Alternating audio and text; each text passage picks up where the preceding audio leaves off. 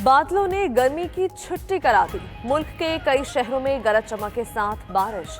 कराची के इलाकों सफूरा गोट, गुलिस्तान जहां, डिफेंस, मली में बूंदाबांदी, इस्लामाबाद, रावलपिंडी में गरज चमक के साथ बारिश और यालाबारी। लाहौर में मॉल रोड, कैंट, गुलबर्ग, मुस्लिम टाउन में हल्की बारिश। शकरगढ़, गुजरांवाला, हाफिजाबाद और सांगला हिल में भी बादल बरसे। कोहलू में बारिश और यालाबारी। पहाड़ी इलाकों के नदी नालों में तुगयानी आ गई।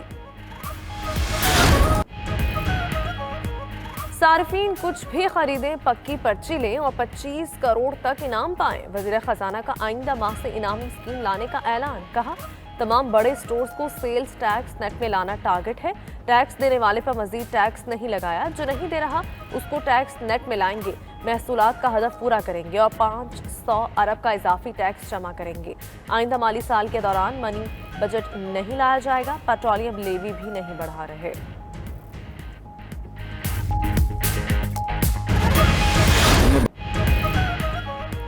मोबाइल फोन कॉल्स, SMS और डेटा पर टैक्स न लगाने का ऐलान। वजीर खजाना शौकत तरीन ने पोस्ट बजट प्रेस कॉन्फ्रेंस में कहा, वजीर आजम और काबीना ने मोबाइल टैक्स की मुखालिफत की।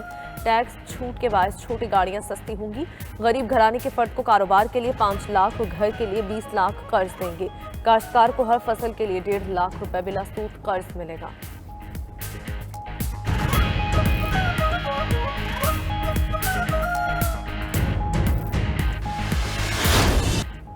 बिलावल भुट्टो का आजाद कश्मीर के इंतखाबात में जीत का दावा। हुकूमत और इलेक्शन कमीशन पर इंतखाबी फहरिस्तों में हेर फेर का इल्जाम। PTM पर भी तनकीद। कहा, कभी PTM में वापसी की ख्वाहिश नहीं की। 1 साल तक इस्तीफा करने वाले अब क्यों नहीं देते इस्तीफा।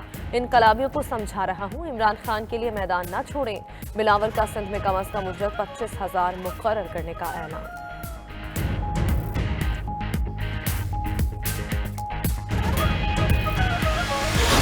के लोग जो हैं वो शिकवा करते नजर आते हैं कि हमारे मसाइल हल नहीं हो रहे, और उसकी वजह यह है कि जो सिंध हुकूमत है वो यहाँ पे प्रोविंशियल फाइनेंस कमीशन नहीं हो रहा। अगर हम मुराद अली शाह साहब एंड कंपनी के ऊपर बैठे रहे तो अगले भी सालों में कराची और सिंध में तरक्की जो है वो नामुमकिन। मैं सुप्रीम कोर्ट से भी अपील करता हूँ कि आर्टिकल 148 को अप्लाई करें। जो सिंध है और कराची जो है, यहाँ पे जो सिचुएशन है वो खराब हो रही है।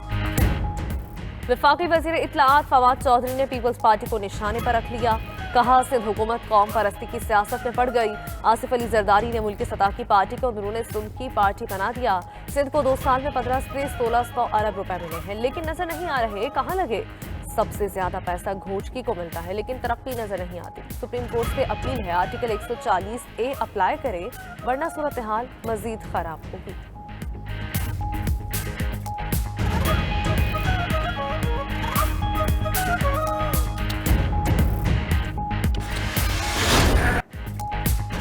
रवा बरस पे हज महदूद। सऊदी अरब में मुकीम अफराद को ही हज की इजाज़त होगी। सऊदी वजारत हज का कहना है, इस साल सिर्फ 60,000 अफराद को हज करने की इजाज़त होगी। मुमलिकत में मौजूद गैर मुल्की भी हज अदा कर सकेंगे। आज़मीन हज को ला इलाज मरज नहीं होना चाहिए। हज की अदायगी के लिए कोरोना वैक्सीनेशन लाजमी शर्त होगी। 18 से 65 साल की उम्र के अफराद को फरीज़ा हज की इजाज़त होगी। 92 न्यूज़ ने 23 मई को ही सऊदी हज पॉलिसी की खबर ब्रेक कर दी थी।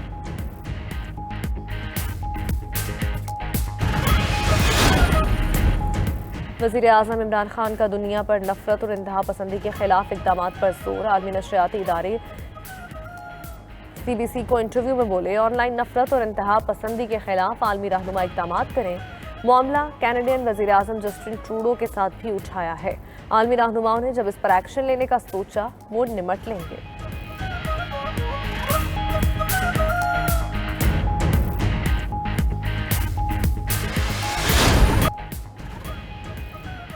अबुधाबी में पाकिस्तान सुपर लीग के सुपर मुकाबले जारी। इवेंट में कोयटा ग्लैडिएटर्स को 6ठी शिकस्त। पेशावर ज़ल्मी ने 61 रन से हरा दिया। 198 रन के पहाड़ जैसे हदफ के ताक़ुब में कोयटा की टीम 136 रन पर ढेर। 5 खिलाड़ी डबल फिगर में दाखिल न हो सके। सरफराज अहमद 36 रन बनाकर टॉप स्कोरर रहे। पेशावर ज़ल्मी के डेविड मिलर 73 रन की शानदार इनिंग्स खेलने पर मैन ऑफ द मैच करार पाए।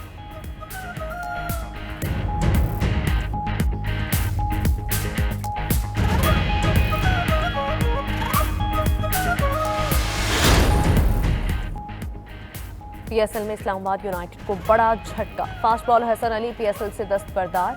टीम तर्जुमान के मुताबिक हसन अली जाती वजूहात पर वापस आ रहे हैं। हमें उनकी प्राइवेसी को बरकरार रखना चाहिए।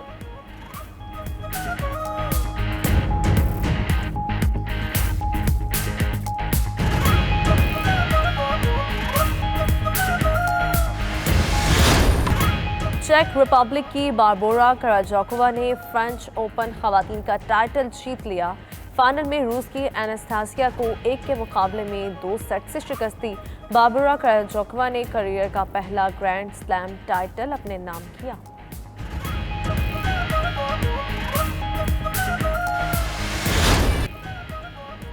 और जो गाया कमाल गाया, हर गजल शानदार, हर गीत लाजवाब। सुरों के बादशाह और गजल गायकी को अमर करने वाले शहंशाह गजल मेहदी हसन को दुनिया से रुखसत हुए 9 बरस बीत गए।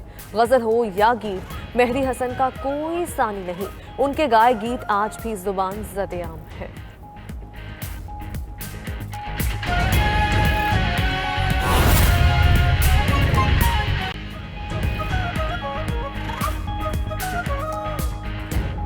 बिस्मिल्लाहिर्रहमानिर्रहीम, अस्सलामुअलैकुम। आप देख रहे हैं 92 न्यूज़। मैं हूं अरूबा खान।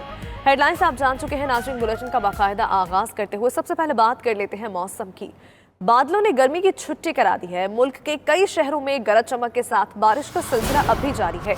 कराची के इलाकों सफूरा गोट, गुलिस्तान जौहर, डिफेंस, मली में बूंदाबांदी, इस्लामाबाद, रावलपिंडी में गरज चमक के साथ बारिश और यालाबारी, लाहौर में मॉल रोड, कैंट, गुलबर्ग, मुस्लिम टाउन में हल्की बारिश, शकरगढ़ में भी बादल बरसे। इस्लामाबाद में मौसम की सूरत हाल से आगाह करेंगे हमारे नुमाइंदगान। सबसे पहले आपको बताते चलें कि बादलों ने गर्मी की छुट्टी करा दी है।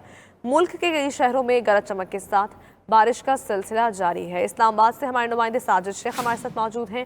लाहौर से खुर्रम अब्बास हमें मौसम की तफसीलात देंगे। रुख कर लेते हैं वफाक दारुल हुकूमत का। साजिद शेख, आप बताएगा इस्लामाबाद में बारिश का सिलसिला कब से जारी है और महकमा मौसमियात की जानिब से क्या बताना है, ये सिलसिला कब तक जारी रहेगा? देखिए, सबसे पहले तो यहाँ ये बताता चलूँ कि रावलपिंडी और इस्लामाबाद जो जुड़ा शहर हैं उसमें 42-43 तक जो है टेम्परेचर जो हमने देखा कि गुज़श्ता पूरे हफ्ते में बरकरार रहा। उसके बाद गर्मी की जो शिद्दत थी उसमें इंतहाई ज़्यादा इजाफा रहा। और उसके बाद जब रात से जब तूफान के बाद गरज चमक के साथ बारिश और उसके बाद हेलिंग हुई है, यालाबारी हुई है, उसके बाद से मौसम इंतहाई खुशगवार हो गया है। और दूसरी तरफ यह है कि अभी महकमा मौसमियात की जानिब से जो पेशन गोई की गई थी वो यही थी कि जुम्मे के बाद से जो है वो बारिशें शुरू होगी, मगर जुम्मे तो नहीं, लेकिन यह है कि हफ्ते की शब से जो है ये बारिशें शुरू हुई हैं और अब भी बारिश का सिलसिला जो है वो वक्फे वक्फे से जारी है।